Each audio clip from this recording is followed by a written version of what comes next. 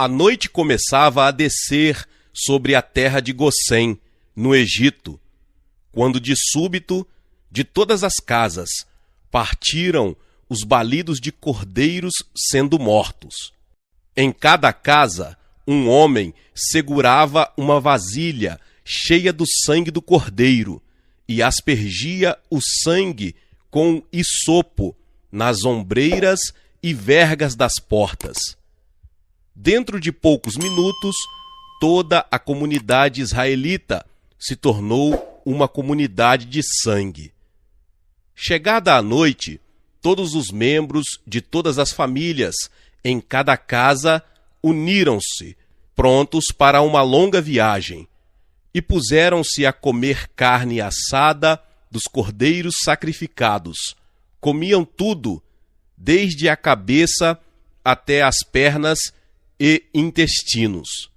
No meio daquela noite, todos os lares egípcios ficaram transtornados. Ouviram-se gritos pela terra toda. O primogênito de cada família egípcia havia morrido, desde a casa de Faraó até as casas mais humildes de seus servos. Todas as famílias lamentavam a perda de seu primogênito. Aterrorizado, o rei do Egito, Faraó, procurou Moisés e lhe ordenou que levasse embora todos os israelitas, que deixassem o Egito de imediato. Os israelitas se reuniram e abandonaram o Egito, partindo para Canaã, a terra que Deus havia prometido a seu pai Abraão há mais de 400 anos. Quando saíram do Egito, uma grande coluna de nuvem apareceu diante deles, a qual se transformava em uma coluna de fogo à noite, conduzindo o povo através do deserto. Esse relato do que aconteceu quando os israelitas saíram da terra do Egito é um tipo simbólico dos cristãos que abandonam este mundo pecaminoso e marcham na direção do reino de Deus.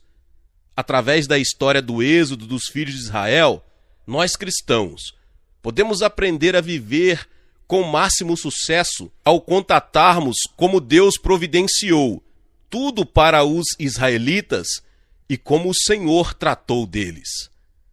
As experiências deles são símbolos de nossas experiências cristãs hoje. Primeiramente, vamos examinar o significado da aplicação do sangue do cordeiro nos umbrais das portas. O cordeiro, em Êxodo, é um tipo de nosso Senhor Jesus Cristo. Quando recebemos o sangue de Jesus, pela fé, e o aplicamos às portas de nosso coração, somos libertados do poder da morte e de Satanás. Porque o sangue de Jesus nos proporciona remissão de pecados. Diz a Bíblia que todos nós pecamos e decaímos da glória de Deus. Portanto, quando cremos no sangue de Cristo e o aplicamos aos nossos corações, somos purificados de todos os nossos pecados e iniquidades. Assim, aos olhos de Deus, é como se jamais houvéssemos pecado. O sangue de Jesus Cristo nos purifica de toda mancha de pecado e constitui um refúgio contra o julgamento vindouro de Deus. O terrível julgamento de Deus sobrevirá à humanidade quando Jesus Cristo voltar a este mundo. Neste dia, todos quantos morreram sem conhecer a Cristo como Salvador deverão comparecer diante do tribunal de Deus. Certa vez, 3 caçadores foram caçar nas montanhas, mas um violento incêndio irrompeu na floresta e ameaçava queimar tudo. Os 3 caçadores, atarantados, não sabiam o que fazer. Um deles subiu a uma árvore. O segundo acreditava em suas pernas e pôs-se a correr. O terceiro caçador, sozinho, pôs-se a imaginar o modo pelo qual salvaria a própria vida. Sobreveio-lhe um pensamento de repente, como um raio. Apanhou um fósforo e iniciou um incêndio ao seu redor. À medida que o fogo ia queimando tudo, ele pulou para o centro, já queimado, e ali permaneceu, enquanto o fogo alastrava para longe dele em todas as direções. Quando o fogo do primeiro incêndio atingiu a área em que se refugiara o primeiro caçador, no alto de uma árvore, as chamas envolveram a árvore e o homem morreu queimado. O incêndio logo alcançou o homem que havia fugido correndo, e esse também morreu queimado. O terceiro caçador salvou-se, porque permaneceu em segurança na área da terra que se queimara antes. Esta historieta ilustra nossa salvação eterna. Algumas pessoas querem salvar suas almas, e para isso arranjam árvores e nelas sobem. Há as árvores de filosofia humana, da religião, do esforço próprio, mas nenhuma delas pode salvar alguém. Outros estão correndo, pensando que a velocidade é salvaguarda de suas vidas, mas serão apanhadas pela morte e pelo julgamento. Há, entretanto, um lugar como aquele que foi queimado antes de ser atingido pelo incêndio, dentro do qual o terceiro caçador ficou protegido, e por onde o julgamento já passou, porque Cristo Jesus morreu por nós na cruz do Calvário. O julgamento de Deus caiu sobre ele, de modo que o Filho unigênito de Deus sofreu a morte na cruz do Calvário. Pelos seus sofrimentos, o Senhor levou sobre si todos os nossos pecados e iniquidades. O julgamento de Deus passou por cima dos sofrimentos de Cristo. Quando colocamos nossa vida em suas mãos, ficamos num lugar que o julgamento de Deus já atingiu. Se não formos para o seio de Cristo, não há lugar para nós onde possamos ser protegidos do julgamento de Deus. O sangue de Jesus Cristo também nos livra da escravidão de Satanás. Satanás mantém as pessoas sob escravidão mediante o pecado, mas desde que tenham sido perdoadas e recebido a justiça de Deus como dádiva do Pai Celeste, Satanás não tem nenhum direito, desculpa, para apanhá-las de novo sob sua escravidão. Quando uma pessoa se torna cristã e recebe esse conhecimento, livra-se imediatamente das correntes de Satanás e se livra da escravidão do pecado. É por essa razão que precisamos aplicar o sangue de Jesus às portas de nosso coração e mantê-lo ali, a fim de impedir que Satanás venha tocar em nossa vida. Da manhã até a noite, deposite sua confiança e fé no sangue de Cristo, porque esse sangue é a única proteção contra o julgamento vindouro de Deus, bem como contra os ataques satânicos. Em segundo lugar, os israelitas comeram a carne do cordeiro. O cordeiro havia sido assado e devia ser comido com ervas amargas e pão sem fermento. Esse pão era o símbolo dos sofrimentos de Cristo, suas dores agudas e provações amargas. Foi exatamente por essas experiências que Jesus passou há quase 2000 anos atrás. Ele caminhou até o Gólgota e foi pregado numa cruz. Foi levantado entre o céu e a terra durante 6 horas, passando por grande sofrimento. E na maior agonia ele clamou: Eli, Eli, lama sabactani, que quer dizer: Deus meu, por que me desamparaste? Cristo sofreu as mais horrendas dores e seu sofrimento foi tipificado no ato de os israelitas comerem o cordeiro pascal com ervas amargas e pão sem levedo. Hoje, quando constatamos quanto sofreu o Senhor para nos libertar, deveríamos chorar de tristeza e com amargura no coração arrepender-nos de nossos pecados e nos tornarmos como pão sem levedo. O pão sem levedo significa que devemos purificar nossa vida, confessar nossos pecados, andar sem pecado, vir a Jesus Cristo e participar de sua carne. Como podemos comer a carne de Cristo? Jesus disse no Evangelho de João que se quisermos ter vida, devemos comer sua carne e beber seu sangue. Muitos judeus, depois de ouvir esse sermão, deixaram de seguir a Cristo, visto que não podiam aceitar esse tipo de ensino. Mas a Bíblia nos diz, em João, capítulo 1, verso 14, o Verbo se fez carne e habitou entre nós. Vimos a sua glória, a glória como do unigênito do Pai, cheio de graça e de verdade. Assim é que a palavra de Deus, do Gênesis ao Apocalipse, é a carne de nosso Senhor Jesus Cristo. Quando essa palavra tornou-se carne, ela se tornou Jesus. Portanto, a palavra escrita é a carne de Cristo e devemos alimentar-nos da palavra de Cristo. Diz de novo a Bíblia, em João 6,51, eu sou o pão vivo que desceu do céu. Se alguém comer deste pão, viverá para sempre. Este pão é a minha carne, que eu darei pela vida do mundo. Portanto, como você vê, Jesus está dando-nos sua carne, a saber, a palavra de Deus. A ordem aos israelitas era que comessem toda a carne assada do cordeiro, de modo que pudessem adquirir forças para atravessar o deserto.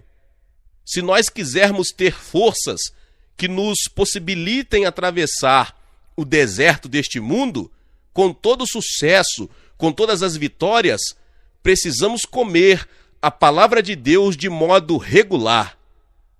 Assim como os israelitas jamais poderiam reunir forças para atravessar o deserto vitoriosamente, sem que primeiro tivessem comido a carne do cordeiro pascal assado, assim também não há vitória para o cristão que não se alimenta com regularidade das Sagradas Escrituras.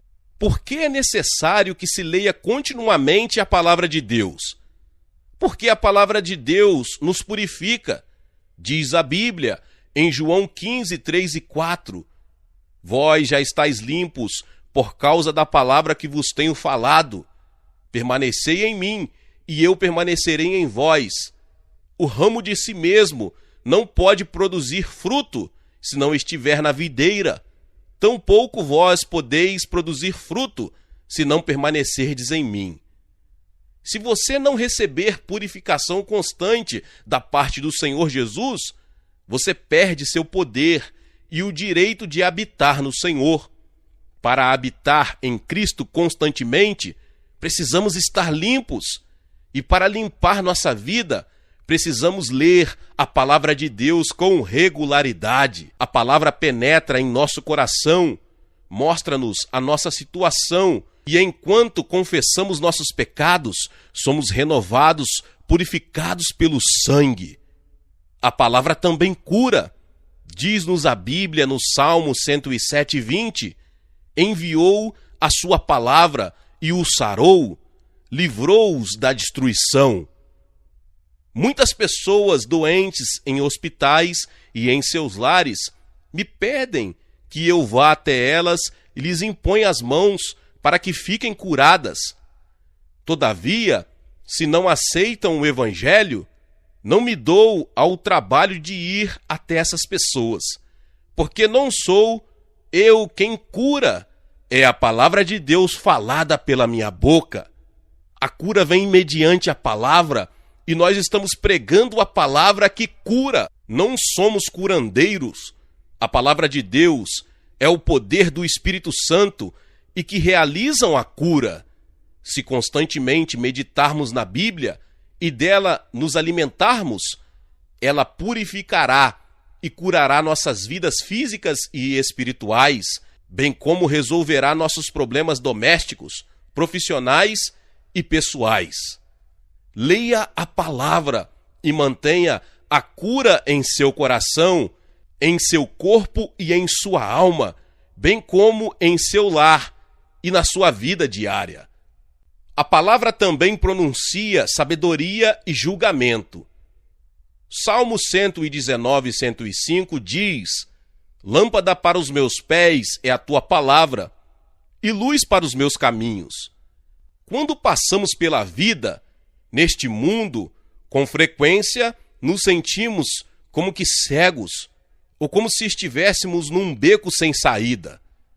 Recebemos luz e sabedoria ao lermos a palavra de Deus.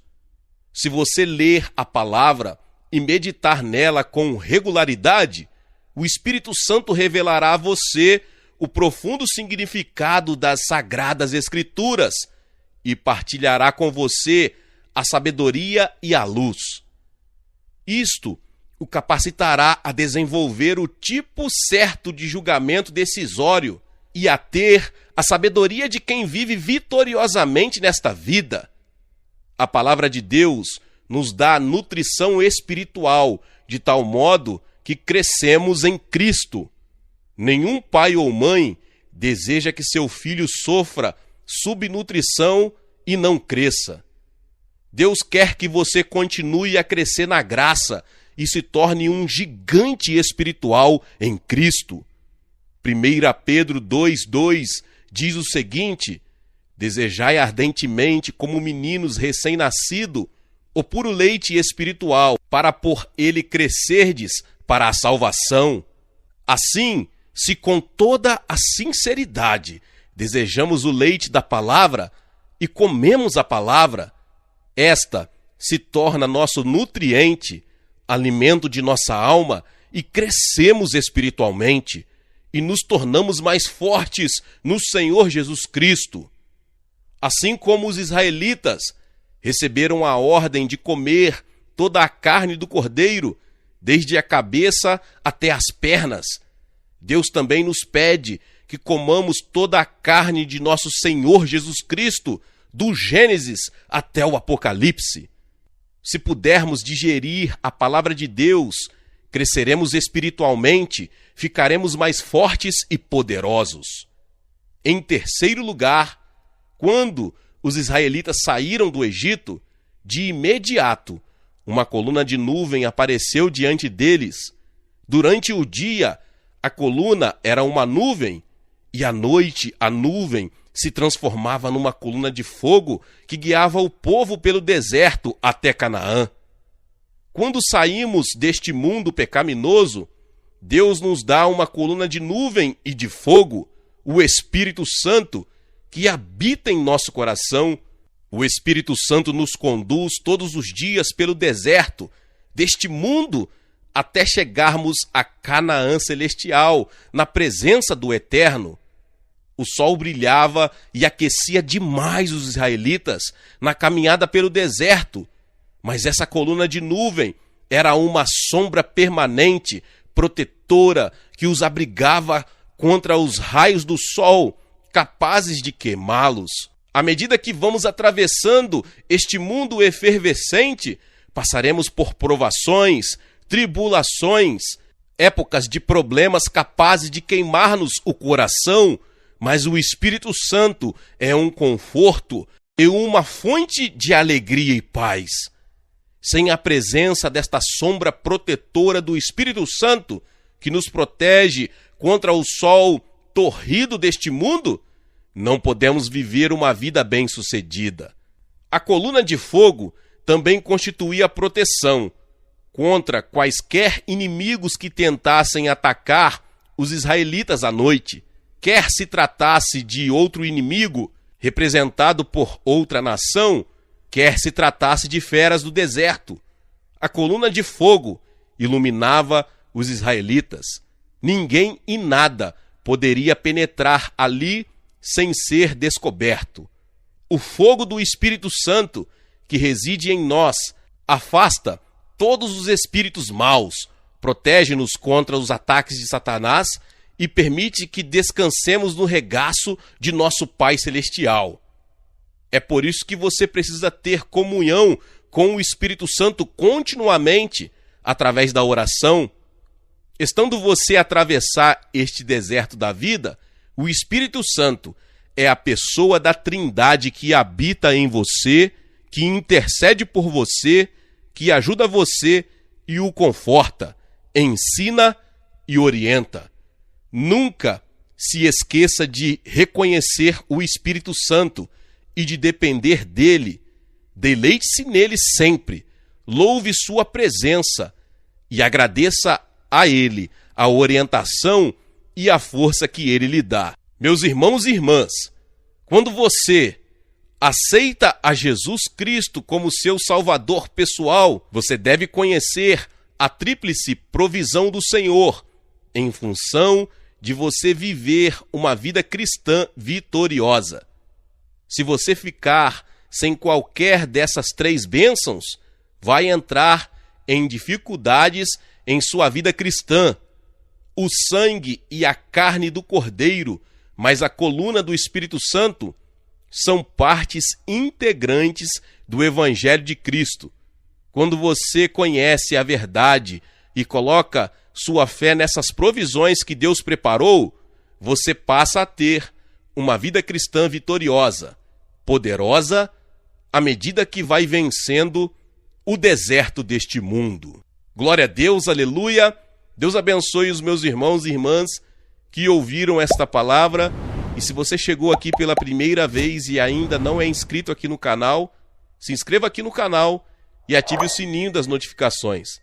Todos os dias são postados vídeos abençoados aqui no canal para te abençoar.